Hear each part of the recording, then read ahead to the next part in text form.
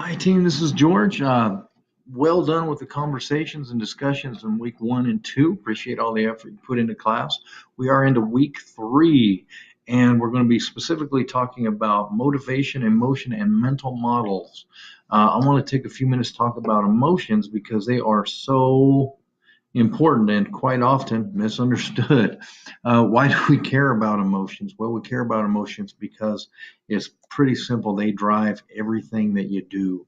When we talk about emotions, we don't may take any actions unless there's that feeling or that drive behind it that we get. And these are emotions. So don't think of emotions always as what we can see from folks when they're being displayed very openly. Emotions can just be that stirring feeling inside that makes us move because we're not going to do anything in life unless it's connected with an emotion because emotions are what drive us.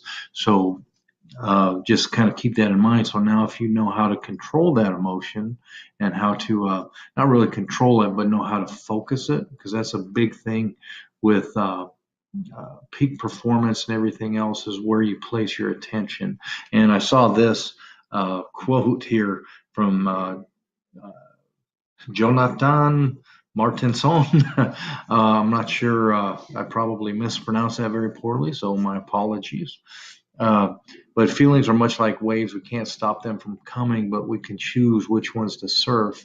And the reason why I like this quote is because we can choose where to focus. So if we have a lot of emotions coming to and they're trying to drive us to take certain actions, we can choose where to focus those emotions, focus that drive, focus our attention because we have emotions all the time. Just for instance, we all have emotions like for doing a job well done. It's that feeling we have, and that's what drives us to create that job well done. So think of emotions not just as the extreme emotions that we often see in TV and everywhere else, but those feelings, those gentle nudges that we get. I like to think of them as God's way of talking to us with just those gentle little nudges that we only feel when we're quiet. So we do have the opportunity and what I would say the responsibility on when to focus on those different feelings and how to focus them and how to place our attention. And one way that we can do that is like, let's look at work. Um, what I try to do is I look behind the behavior. So if somebody's in a meeting or they're not performing or they're upset, which can happen in meetings, or they're going through a bit of paralysis through analysis. So in other words, they're analyzing so much they're not doing anything.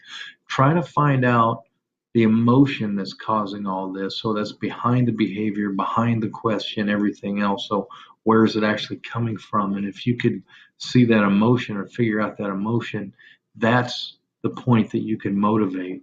So instead of, somebody, I hate this. This is stupid. I mean, how many times have we heard that in life, in school, at work, anywhere else? Well, what's the emotion that's causing that statement? If you can find that, then you can motivate that person. So that's very helpful as a leader because to me, that's what EQ is all about. Emotional intelligence is looking at that emotion behind the behavior or the display, whatever it might be, the question, the comment, or lack of moving forward. So just wanted to kind of bring my 2 cents in with everybody else. So let's get back to our awesome week. We have 2 discussions. The thematic I'm having a tough time with words today. Thematic apperception test, TAT, and the crash course on feelings, which is just very powerful for you at work. So now we've gone through the first 2 weeks talking about all these assessments, and the primary focus for that was so we know what goes into all these personalities, and now we're driving deeper into emotion. And as we drive deeper into emotion and motivation, we're going to learn how we can really use this psychology to make a difference at work, at life, anywhere else that we go. So, and there is a quiz this week as well. On Tuesday, I'm going to have a lunch and learn for the signature assignment. that is coming up. So we'll be talking about that on Tuesday if anyone would like to join. Tomorrow, Monday, I'll be putting out a quick video just in case you're not able to join and ask your questions directly. I'll try to cover it pretty thoroughly. So if you do have any questions after that, just please feel free to contact me. So have a fantastic week, and I look forward to working with everyone on the discussion boards.